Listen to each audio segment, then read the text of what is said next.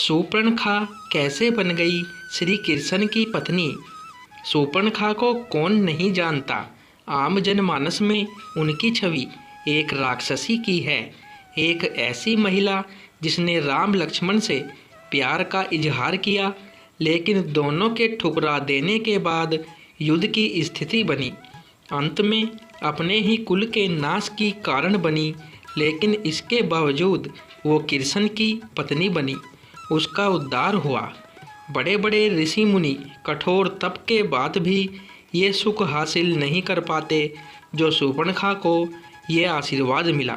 शूर्पणखा को न सिर्फ श्री राम से बात का सौभाग्य मिला, बल्कि लक्ष्मण तथा माता सीता के दर्शन भी किए। दरअसल इस सब का मर्म शूर्पणखा के पूर्व जन्म में छिपा है। पूर्व जन्म में शूर्पणखा इंद्रलोक की नयनतारा नामक अप्सरा थी। उर्वशी, रंभा, मेनका, पुंजिक स्थला आदि प्रमुख अप्सराओं में इनकी गिनती होती थी। कथा के मुताबिक इंद्र के दरबार में अप्सराओं का नृत्य चल रहा था। उस समय ये नयनतारा नृत्य करते समय भ्रू संचालन अर्थात आँखों से इशारा भी कर रही थी। ये देखते हुए इंद्र उस पर मोहित हो गए। तब से नयनतारा इंद्र की प्रेयसी बन गई। उस काल में पृथ्वी पर वर्जा नामक ऋषि घोर तपस्या कर रहे थे। इंद्र ने नयनतारा को उनकी तपस्या भंग करने के लिए भेजा, लेकिन वर्जा ऋषि की तपस्या भंग होने पर उन्होंने अप्सरा को राक्षसी श्राप दे दिया। क्षमा मांगने पर उन्होंने कहा कि राक्षस जन्म में ही तुझे प्रभु के दर्शन होंगे।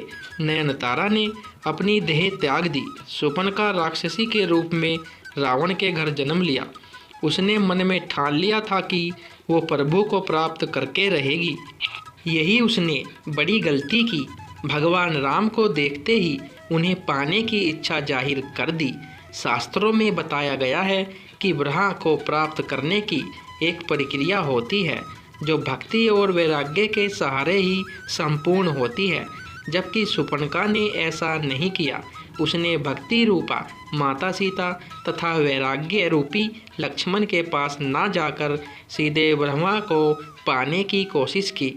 वो सीधे राम को हासिल कर भक्ति को ही अलग कर देना चाहती थी। अगर वो वैराग्य का आश्रय लेती तो प्रभु को प्राप्त कर सकती थी, लेकिन वैराग्य को नकार कर अहंकार में सीधे प्रभु के पास जाना उचित समझा।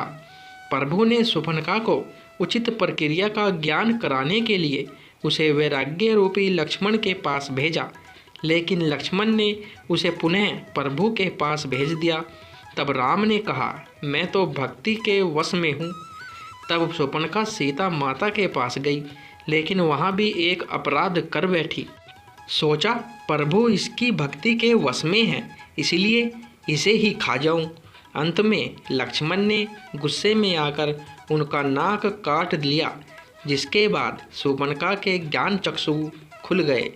करीब 10,000 साल बाद भगवान शिव ने शूर्पणखा को दर्शन दिए, साथ ही वरदान दिया कि 28वें द्वापर युग में जब श्री राम कृष्ण अवतार लेंगे, तब कुब्जा के रूप में तुम्हें कृष्ण से पति सुख की प्राप्ति होगी। तब कृष्ण तुम्हारी कुबड़ ठीक करके वही नयनतारा अप्सरा का मनमोहन रूप देंगे, और ऐसा ही हुआ।